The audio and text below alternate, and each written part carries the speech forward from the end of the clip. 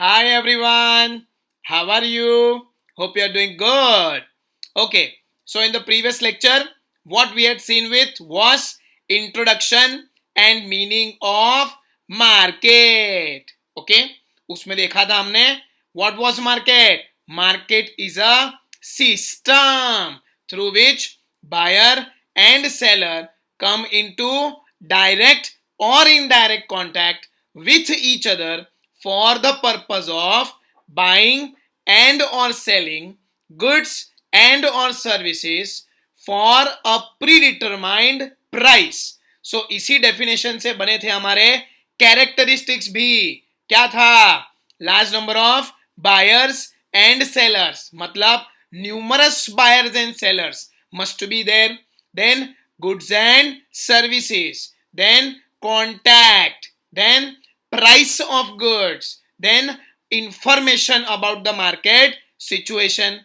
ये 5 कैरेक्टरिस्टिक्स हमने कल देखी थी. ओके, सो आज हम एक लेवल आगे बढ़ेंगे. Let us go and classify these markets. So आज का हमारा टॉपिक क्या है? Classification of market. मतलब मार्केट को हमें अलग अलग पॉइंट ऑफ व्यू से अलग अलग हिस्सों में क्लासिफाई करना है. ठीक है, लेट अस सी दैट. सबसे पहला, in order to understand market better we need to do classification of market. It will help an entrepreneur to understand different view points based on which he और she can expand their respective business. आज किसी भी चीज में अगर classification होता है तो वो हम क्यों करते हैं? Because we want to understand those things in a better वे.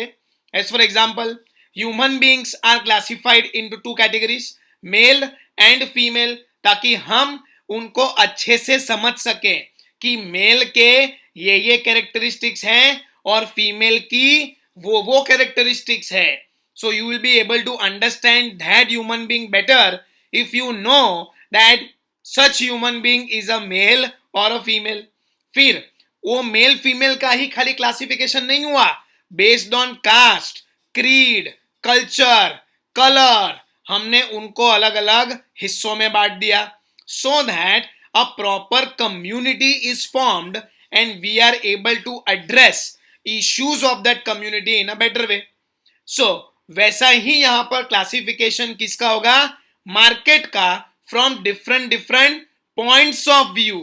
खाली मार्केट को एक बेसिस पे हम क्लासिफाई नहीं कर सकते कि ये अच्छा मार्केट, ये बुरा मार्केट, ये बड़ा मार्केट, ये छोटा मार्केट, ये एथिकल मार्केट, ये अनएथिकल मार्केट, ये लीगल मार्केट, ये ब्लैक मार्केट. ऐसा हम क्लासिफाई नहीं कर सकते. सो just on the basis of one point of view, we should not classify the market. So they have been classifying markets from different points of view. On your screen, let us see that markets can be classified as follows.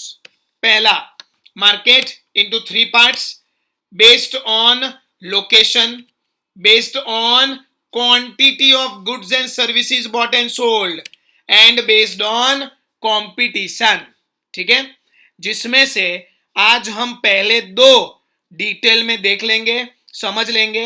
पहला based on location और दूसरा based on quantity. जो based on competition है वो आने वाले lectures में बारी बारी डिस्कस होगा. ठीक है, so what are we going to see today? Based on location and based on quantity. Let us see location first. क्या आएगा?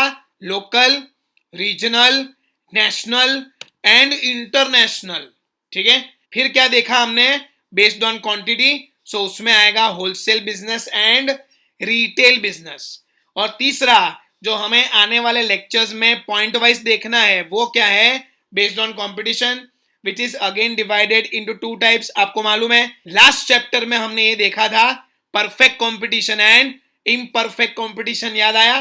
परफेक्ट कंपटीशन में तो कोई दूसरे सब पार्ट्स नहीं थे, लेकिन इम्परफेक्ट कंपटीशन में थे. तो वो कौन से? Monopoly, oligopoly and monopolistic competition. ये इम्परफेक्ट कंपटीशन के 3 सब टाइप्स हैं. ओके, अब एक क्वेश्चन आएगा, सर हमने पिछले चैप्टर में देखा था मोनोपोली, डुओपोली। यहां पे डुओपोली को अलग से स्टेटस नहीं दिया गया क्योंकि एक की जगह खाली दो हैं। Ultimately two sellers enjoying monopoly is known as duopoly. So monopoly duopoly को एक हिस्से में ले लिया, दूसरा ओलिगोपोली बताया और तीसरा मोनोपोलिस्टिक कंपटीशन बताया। So one seller, two sellers एक साथ, फ्यू सेलर्स दूसरे पार्ट में, and large number of sellers selling heterogeneous products in the third part. Okay, चलिए अब शुरू करते हैं बेस्ड ऑन लोकेशन का क्लासिफिकेशन। तो उसमें आएगा पहला पॉइंट, लोकल मार्केट। अब ये वर्ड लोकल बहुत ही चीप वर्ड है। जैसे आपने कई मूवीज में देखा होगा कि ये यहाँ का लोकल लौंडा है, ओके, और ये बंदे जो हैं वो बाहर से आए हुए हैं। सो लोकल मतलब क्या?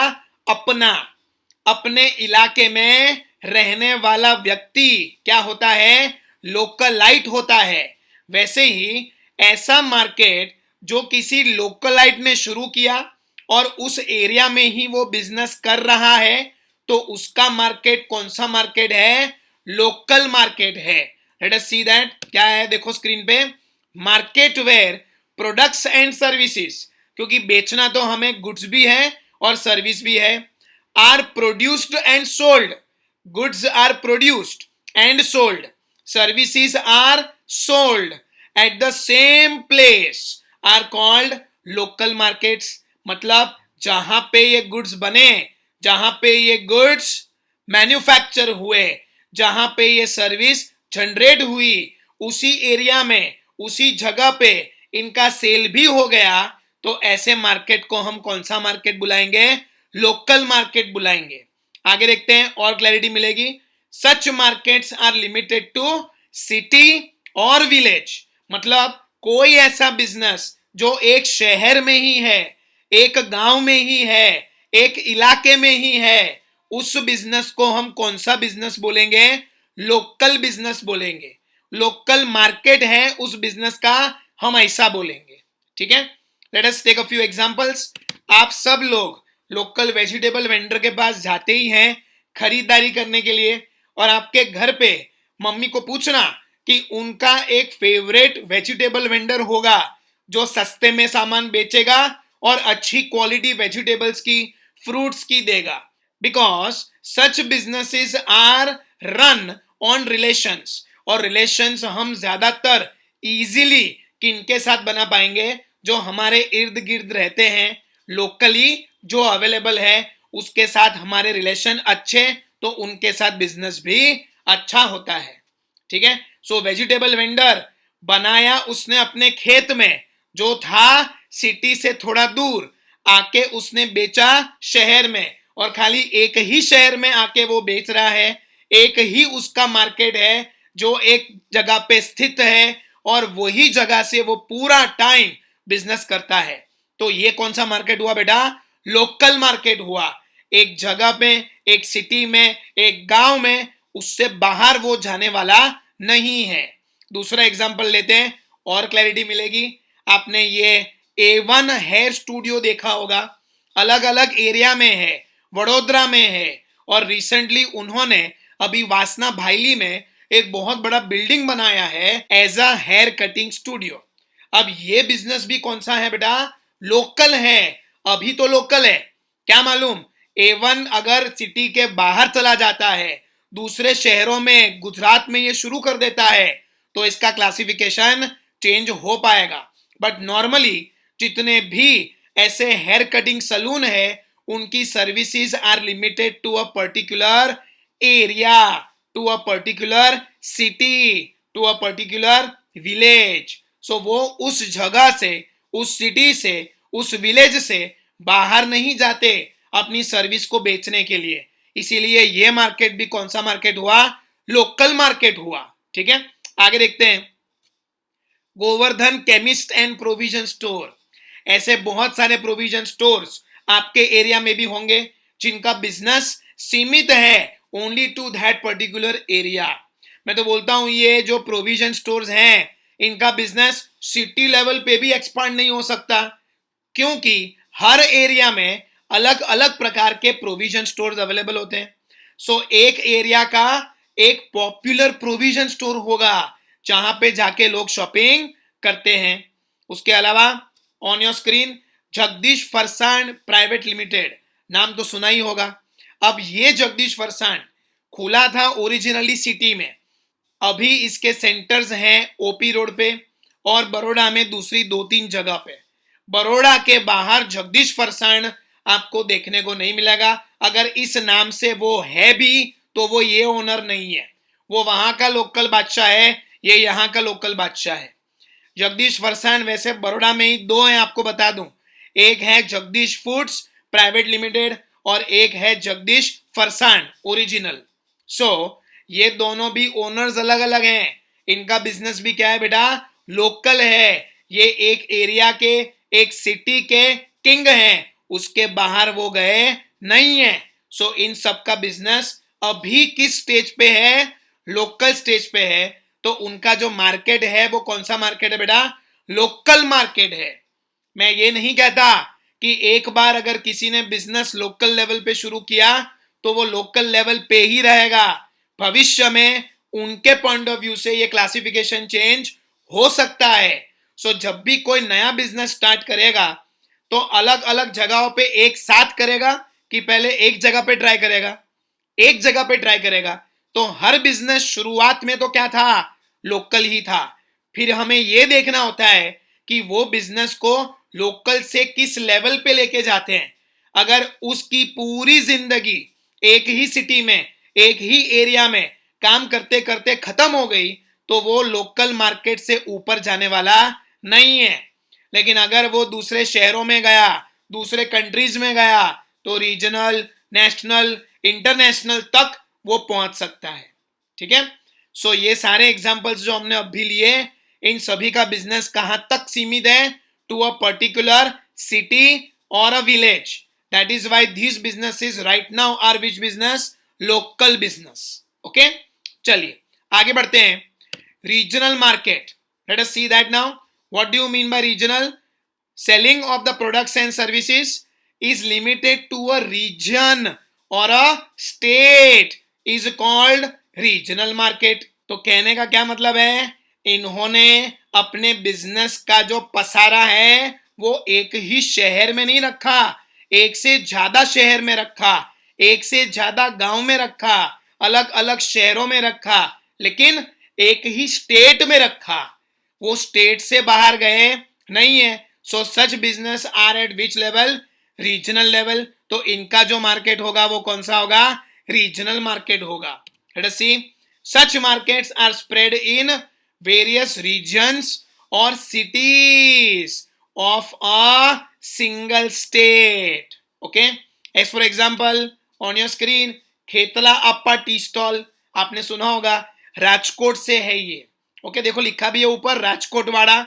सो इसने आके गुजरात में हर जगह अलग अलग दुकानें उसके नाम से शुरू कर दी at a very low fees as royalty. Okay, so ये जितने जल्दी शुरू हुए उतने जल्दी ये बंद भी होने लगे। बहुत सारे खेतला अप्पा टी स्टॉल बंद हो गए क्योंकि इसकी जो पॉपुलैरिटी थी वो उसकी चाय के लिए थी जो थोड़ी थिक होती है। आपने थिक शेक सुना है, वैसे ये जो लोग थे वो थिक टी बनाते थे और इसके लिए ये पॉपुलर थे। फिर मालूम पड़ा कि वो लोग कुछ इंग्रेडिएंट ऐसा दूध में मिक्स करते हैं because of which the T becomes a little thick and it was actually illegal, it was harmful for human body. इसीलिए फूड डिपार्टमेंट वालों का रेड पड़ा और बहुत सारे सेंटर्स रातों रात खेतला आपा के बंद करने पड़े। सो ऐसे बिजनेसेस फैल रहे हैं outside the city, outside the villages, may be at a rapid pace, may be at a slow pace. तो वो बहुत बड़ा रिस्क भी ले रहे हैं इतनी जगह पे बिजनेस फैलाने का। ठीक है, सो ये कौन सा मार्केट हो गया, रीजनल मार्केट हो गया, क्योंकि इनकी activities are not limited to a given city, they are having centers in different cities. Okay, आगे देखते हैं। भरका देवी आइसक्रीम भी आपने सुना होगा। ये सूरत का ओरिजिनेशन है, ठीक है।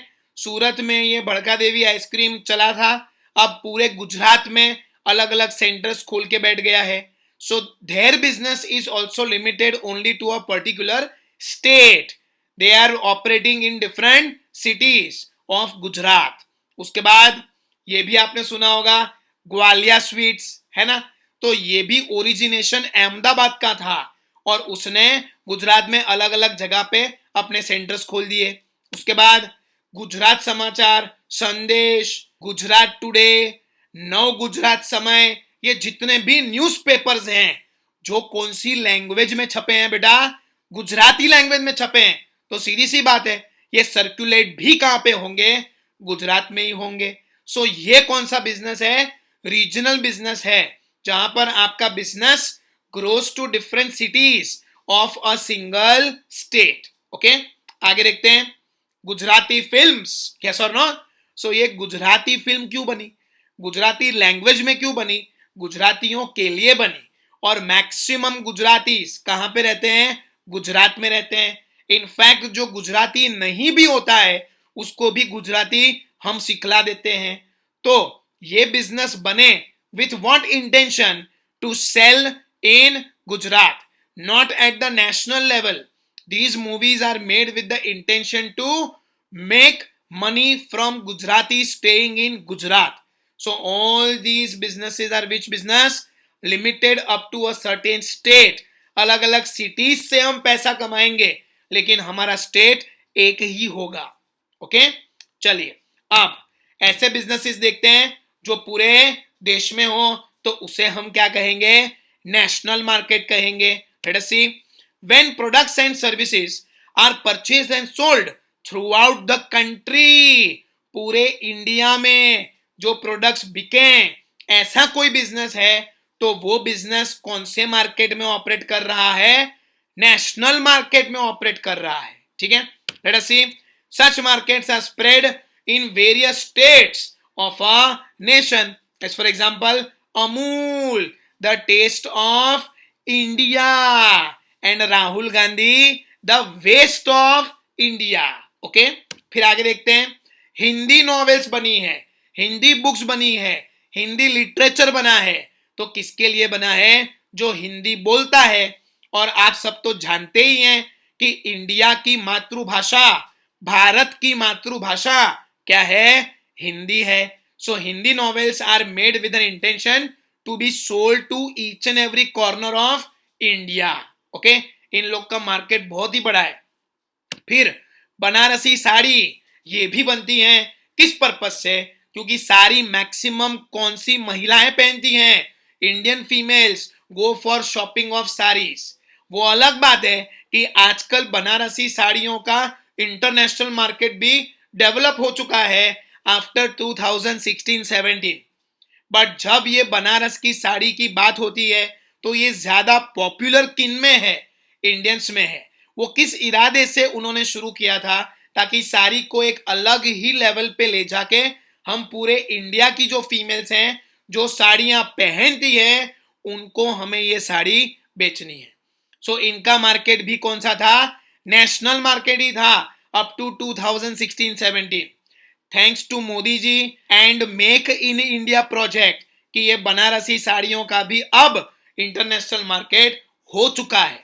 So any business that is limited only up to a given nation, एक कंट्री में ही बेचने का, उस बिजनेस को हम कौन सा बिजनेस बोलेंगे बेटा, नेशनल बिजनेस बोलेंगे। और वो कौन सा मार्केट है, नेशनल मार्केट है। आगे देखते हैं, यस, अलग अलग कंपनीज का नाम आपकी स्क्रीन पे आया। अब कंपनीज के नाम में ही उनका इरादा भी छुपा हुआ है।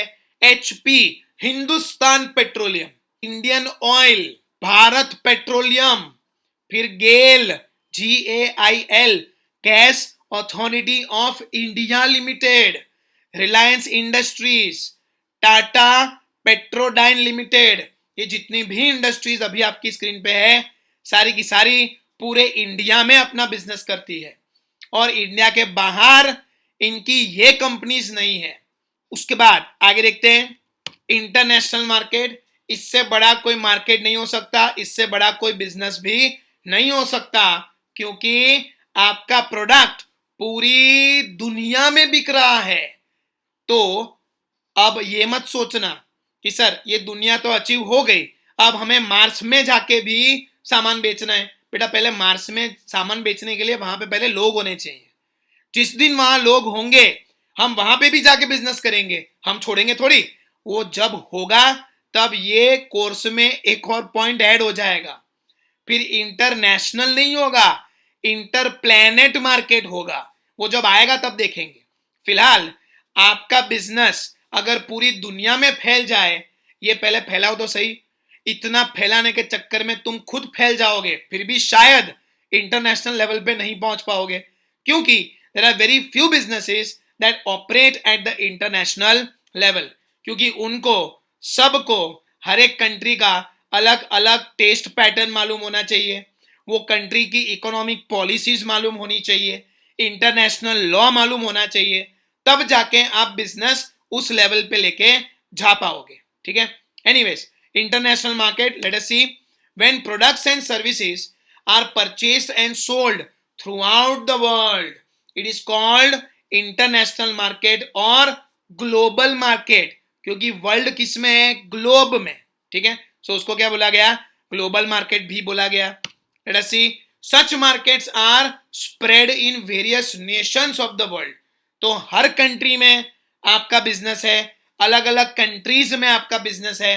तो आपका बिजनेस कौन से मार्केट में है? इंटरनेशनल मार्केट में है।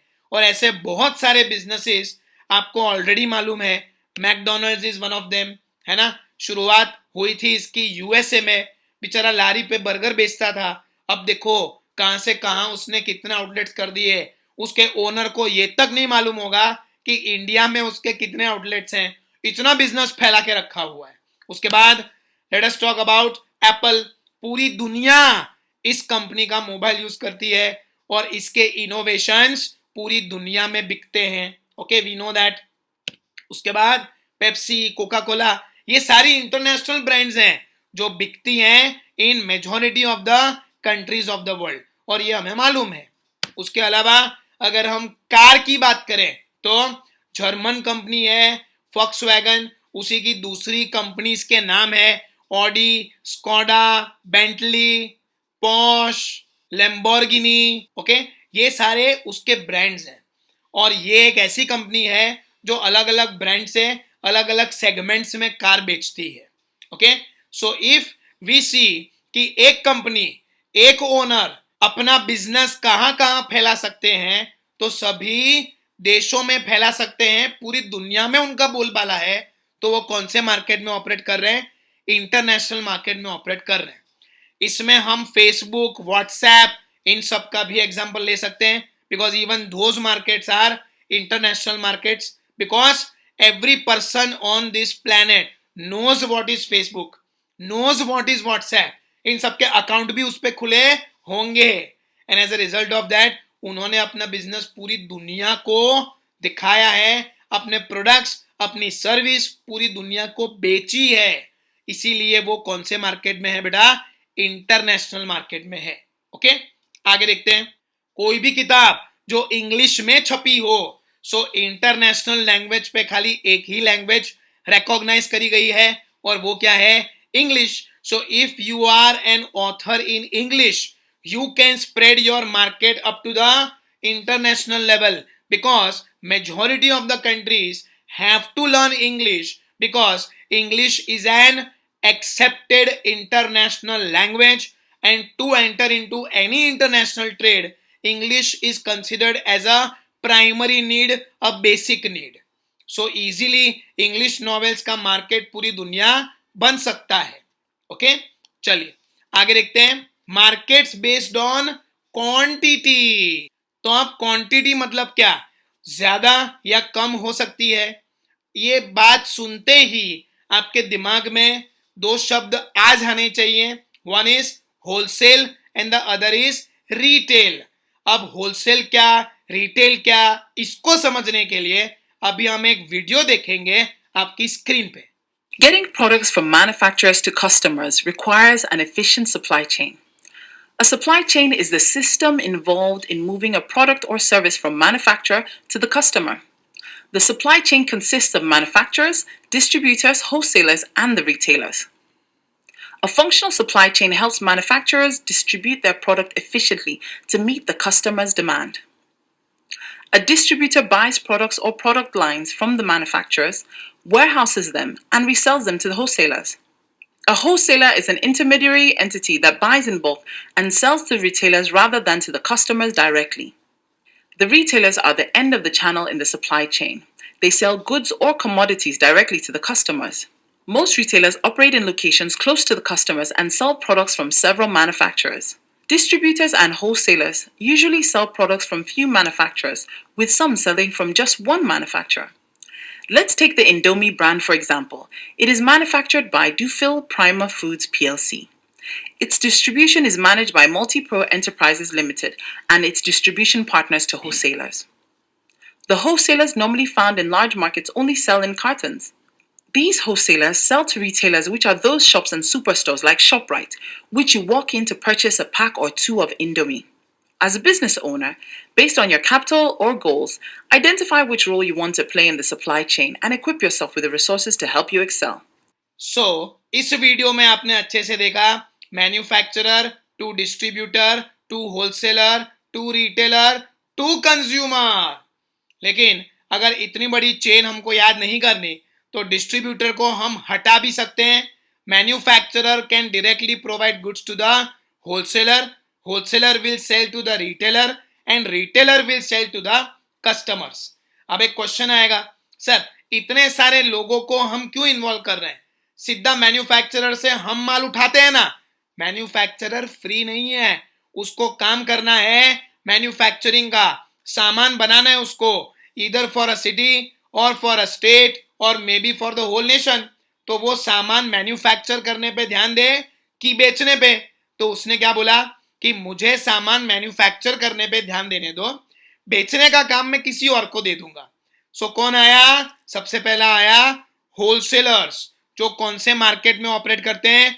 होलसेल मार्केट में ऑपरेट करते हैं। और इन्होंने क्या बोला? Yes, that we are going to buy the commodities in bulk from the manufacturers. और आगे उसको छोटे छोटे पैकेज में हम किसको बेचेंगे? रिटेलर को बेचेंगे। ऐसा किसने बोला? होलसेलर ने बोला। किसको? मैन्युफैक्चरर को। चलिए, sales and purchases of items are done on large scale. बड़े बड़े ट्रांजैक्शंस होते हैं, कार्टून्स में सामान को उठाया जाता है, आगे छोटे छोटे पैकिंग करके उसको रिटेलर्स को दिया जाता है। सो आगे देखो, wholesalers buy goods from producers and sales to retailers. This way, wholesale trade becomes an important link between producers and retailers. So, producer, manufacturer और retailer के बीच में कौन आ गया? Wholesaler आ गया। और wholesaler एक important link इसीलिए भी है because he buys goods in bulk from the manufacturer by making advance payment. तो manufacturer को कोई टेंशन नहीं कि पैसा कब मिलेगा, होलसेलर ने एडवांस पेमेंट ऑलरेडी उसको कर दिया है। होलसेलर के पास इतना बड़ा स्टोरेज है जहां पे ये बहुत सारे गुड्स को रख पाएगा, जैसा आपको स्क्रीन पे दिख रहा है, और आगे इन्हीं प्रोडक्ट्स को बेचा जाएगा टू द रिटेलर। ओके, अब एक क्वेश्चन आएगा, सर तो रिटेलर क्या करेगा? देखते हैं ना, वो भी देखते हैं। Point number 2, retail market is meant for whom? Retailers. तो retailers will come in contact with the customers. फिर वो रिटेलर आपका सुपरमार्केट हो सकता है, प्रोविजन स्टोर हो सकता है, या किसी की एक छोटी सी दुकान भी हो सकती है। So let us see what they do. Sales and purchases are at small scale in this market as per the requirement of the customer. तो कस्टमर किसी रिटेलर के यहां जाके ऐसा बोल सकता है कि मुझे एक पैकेट दो ना, एक पेंसिल दो ना, एक तकिया दो ना, क्योंकि सिंगल क्वांटिटी कहां पे बिकती है? As per the requirement of the customer. In which market? Retail market. Wholesale market में जाके आप बोलना कि मुझे एक शर्ट दो ना, वो बोलेगा पागल हो गया क्या, मैं यहां पर एक सिंगल यूनिट बेचने बैठा हूं। नहीं, अगर बात करनी है मुझसे तो 100 शर्ट की बात करो, 100 टी शर्ट की बात करो, एक पूरे बॉक्स की बात करो तो मैं इंटरेस्टेड हूं, ऐसा होलसेल मार्केट में आपको जवाब मिलेगा। लेकिन रिटेल मार्केट बना ही किसके लिए है बेटा? कस्टमर्स के लिए। तो कस्टमर अपनी रिक्वायरमेंट के हिसाब से कितनी भी क्वांटिटी मांग सकते हैं, सिंगल यूनिट भी मांग सकते हैं, तब भी रिटेलर को, कस्टमर को ये देना पड़ेगा। अब don't take this statement in the literal sense कि मुझे एक माचिस चाहिए। अबे माचिस की बात नहीं है, वो पूरा मैच बॉक्स ही खरीदना पड़ता है। होलसेल मार्केट में खाली एक बॉक्स से भी काम नहीं चलने वाला, वहां पूरा 10 बॉक्स का एक पैकेट आएगा, वो खरीदना पड़ेगा। So be logical in asking when you go to the retailer. Clear? जो चीज सिंगल मिल सकती है वो मिलेगी। अब स्टेपलर की पिन्स है तो बेटा उसका पैकेट ही मिलेगा, एक पिन देना ऐसा नहीं मिलता। समझ में आ गया? So be in your senses, talk sensible when you go in a retail market. So retail market is made only for consumers, और जैसी कंज्यूमर की रिक्वायरमेंट होगी वैसा सामान रिटेलर को उसको बेचना पड़ेगा। ओके, चलिए आगे देखते हैं। Retailers buy goods from wholesaler, we know that, and sell to the customers. This way retailers become a link between the wholesaler and customers. अच्छा, प्रोड्यूसर और रिटेलर के बीच में कौन था? होलसेलर। तो होलसेलर और कस्टमर के बीच में कौन आएगा? रिटेलर। क्लियर? तो बस फिर आज के लिए इतना ही। Okay, bye.